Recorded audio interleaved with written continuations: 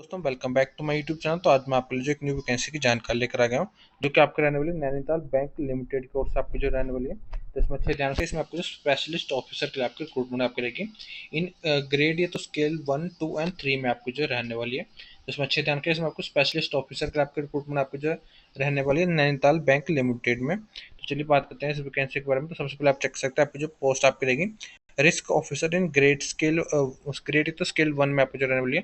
Total आपकी 2 vacancy आप करेंगी। एज आपकी मिनिमम 21 रहेगी, मैक्सिमम 32 रहेगी। सेकंड इसमें आपके एचआर ऑफिस इन ग्रेड 1 के लिए आपकी 3 वैकेंसी आप करेगी, एज सेम रहेगी।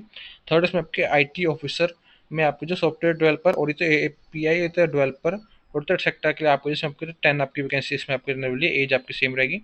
फोर्थ इसमें आपको डाटा साइंटिस्ट में और ये तो एनालिस्ट इन ग्रेड स्केल 1 के लिए आपको 2 वैकेंसी आप करेंगी, एज आपकी सेम रहेगी।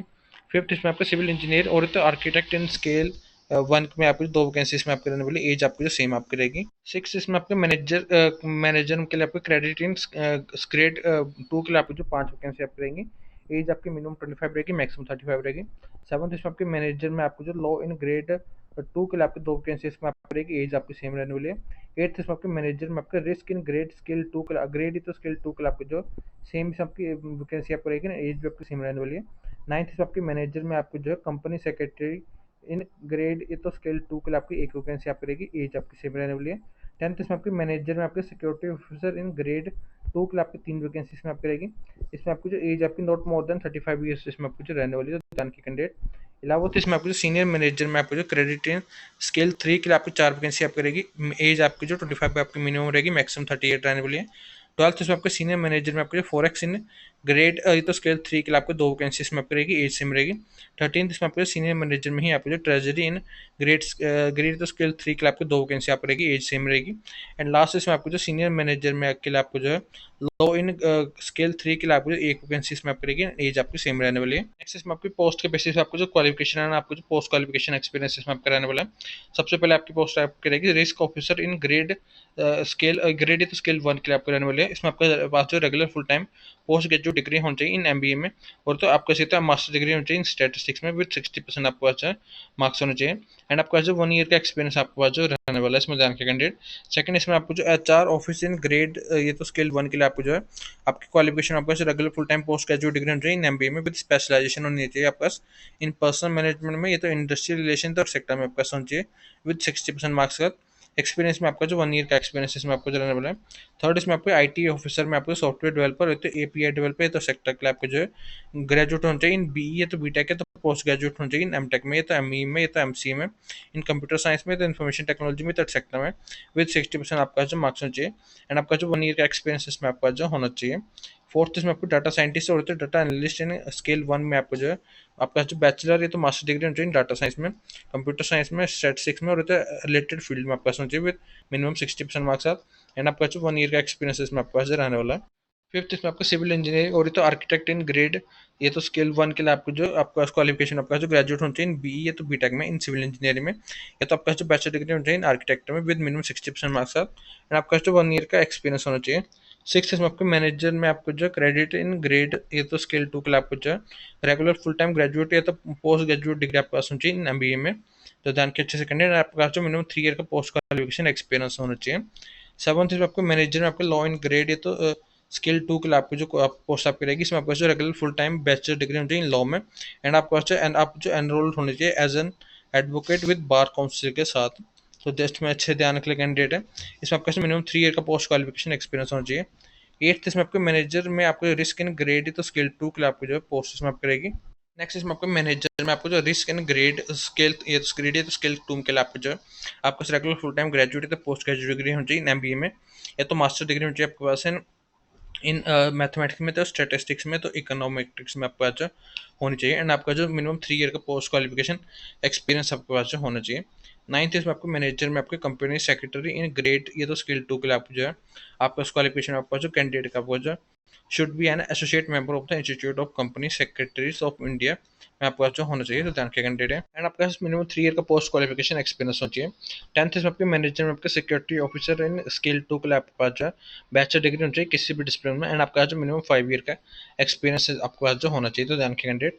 11th इसमें आपके सीनियर मैनेजर में आपका ट्रेजरी इन ग्रेड या तो स्केल 3 के लिए आपके पास जो है रेगुलर फुल टाइम ग्रेजुएट होना चाहिए किसी भी डिसिप्लिन में। आपका जो पोस्ट ग्रेजुएट डिग्री होनी चाहिए इन एमबीए में, या तो पीजीडीबी में, या तो सेक्टर में आपके पास जो होना चाहिए। तो इसमें अच्छे ध्यान रखिए कैंडिडेट। और आपका तो मास्टर्स होना चाहिए इन स्टैटिस्टिक्स में, या तो आपका मास्टर्स होना चाहिए इन इकोनॉमिक्स में। एंड आपका जो 5 ईयर का एक्सपीरियंस होना चाहिए, तो ध्यान रखिए कैंडिडेट।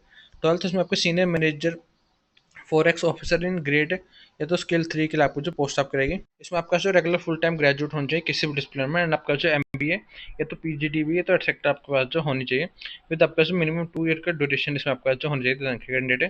एंड आपका जो मिनिमम 5 ईयर का एक्सपीरियंस आपके पास जो होना चाहिए। नेक्स्ट इसमें आपकी पोस्ट आप करेगी सीनियर मैनेजर आपके क्रेडिट इन स्केल 3 के लिए आपको मिले। इसमें आपका जो रेगुलर फुल टाइम ग्रेजुएट होना चाहिए किसी भी डिसिप्लिन में। एंड आपका जो पोस्ट ग्रेजुएट डिग्री होनी चाहिए इन फाइनेंस में। एंड आपका जो 5 ईयर का पोस्ट क्वालिफिकेशन एक्सपीरियंस होना चाहिए।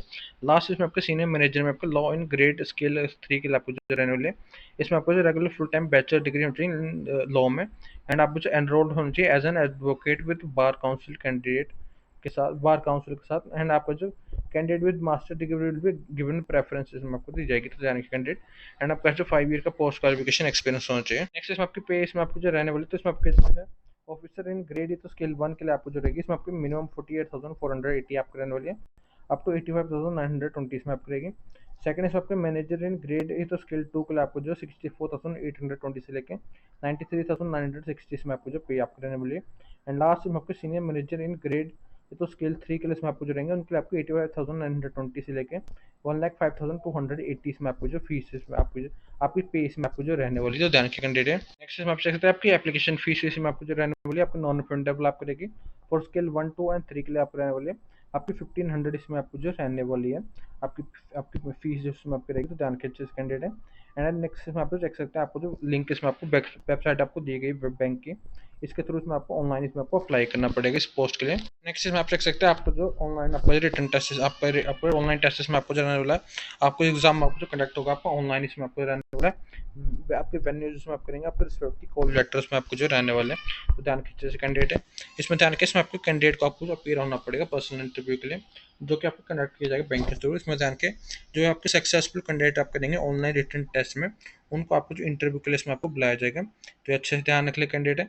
आपके on selection of the candidate based on आप जो online written test and interview के बेसिस के ऊपर ही आपको जो है सिलेक्शन इसमें आपको जो रहने वाली है एज स्पेशल कैडर के बेसिस पे। तो इसमें अच्छे ध्यान रख ले कैंडिडेट। एंड इसमें आपको जो मेडिकली फिट भी इसमें आपका होना पड़ेगा, तो ही इसमें आपको जो रिक्रूटमेंट इसमें आपको रहने वाली ध्यान रखिए कैंडिडेट है। इसमें आप चेक सकते हैं आपको जो स्पेशलिस्ट ऑफिसर के आपको जो टेस्ट इसमें आपको रहने वाला है। इसमें आपका रीजनिंग के लिए आपको English language, general awareness, professional knowledge and quantitative aptitude के आपको जो टोटल आपके 200 क्वेश्चन आप करेंगे 200 मार्क्स के लिए ही। आपको वर्जन इसमें आपको इंग्लिश में आपको जो रहने वाला है, टोटल आपकी ड्यूरेशन आपकी 145 मिनट्स इसमें आपको जो रहने वाली है। एंड इसमें आपकी जो पेनल्टी इसमें आपकी रहेगी हर रॉन्ग आंसर के लिए, इसमें आपको 0.25 मार्क्स आपके जो काट लिए जाएंगे हर रॉन्ग आंसर के लिए। तो इसमें अच्छे ध्यान रखें candidate. And number of answer choice पर क्वेश्चन इसमें आपको जो 5 ऑप्शन जो इसमें रहने वाले हैं, तो ये ध्यान के कैंडिडेट जो भी इसमें आपको जो है ऑनलाइन रिटर्न टेस्ट में आपको जो क्लियर करेगा वही उनके लिए आपको जो पर्सनल इंटरव्यू आपको जो रहने वाला है। एंड उसके बेसिस के ऊपर ही इसमें आपको जो रिक्रूटमेंट आपको जो रहने वाली है। नेक्स्ट इसमें आप चेक सकते हैं आपकी ऑनलाइन एप्लीकेशन फिल करने की डेट आपकी जो 15 अगस्त से आपकी शुरू हो चुकी है। लास्ट डेट में आपकी ऑनलाइन अप्लाई करने के लिए आपको 7 सितंबर इसमें आपको जो रहने वाली है। एंड इसमें आपको एग्जामिनेशन आपको जो अक्टूबर में आपको जो रहने वाला है, इसमें अच्छे ध्यान रख ले कैंडिडेट। तो चलिए दोस्तों आज के लिए इतना ही। आशा है कि वीडियो आपको हेल्पफुल रही होगी। धन्यवाद।